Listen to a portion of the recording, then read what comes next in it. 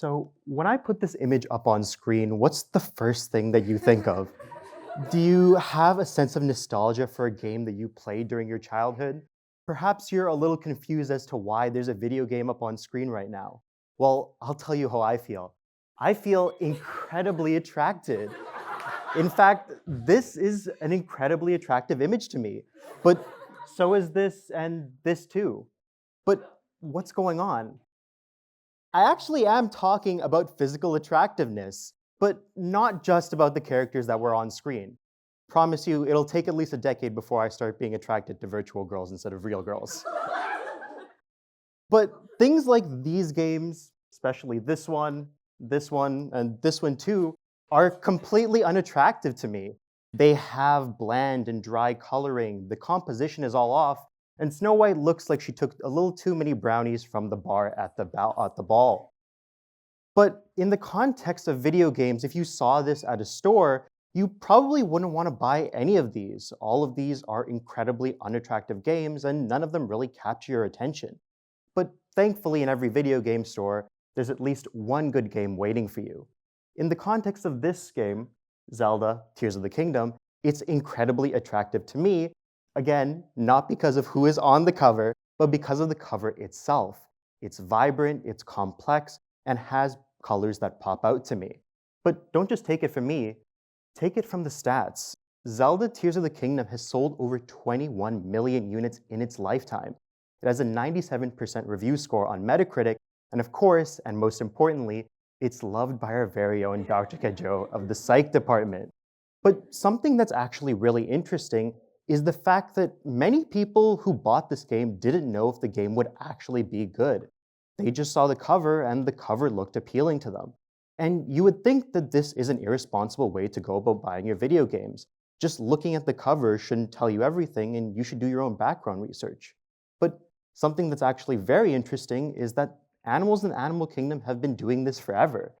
In fact, this relates to a process called intersexual selection, whereby members of one sex compete for attention for members of the opposite sex so they will be picked as a mate. If we're using our lovely friend Robert Pattinson here as an example, the Robert Pattinson on the right would be more likely to get more mates because he has more color, he's more attractive, and he's really glowing in that picture. Whereas the Robert Pattinson on the left, unfortunately, will remain mateless. And what's really interesting is that this concept can be applied to video games.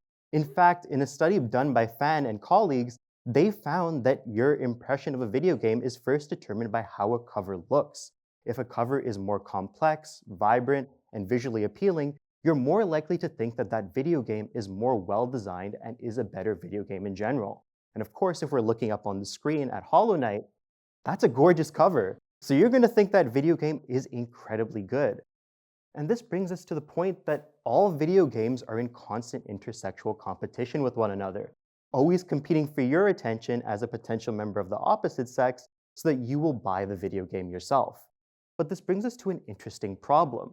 What about video games that both look good and are both colorful and complex? How do we decide which ones to pick in these scenarios? Well, I'll give you a big hint. One of these games was the best games that I've ever played in my life, and the other one, I wish I didn't spend $60 to buy it. But what we actually look for is something called an honest indicator, whereas honest indicators talk about information that shows the true underlying quality of the organism or thing that you're trying to court.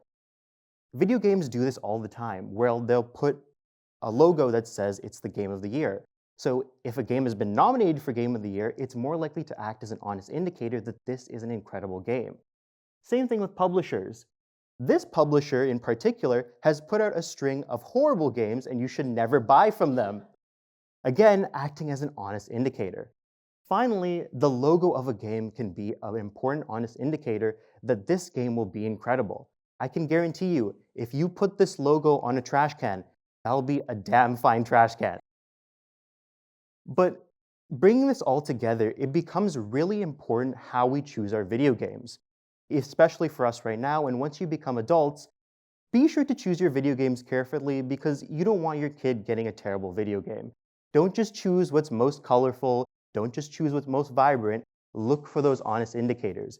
Because if you had a hypothetical human video game offspring, you'd probably want them to look a lot like this, and you would absolutely not want them to look like this. Seriously, you would want to return them and get your $60 back. Thank you for listening.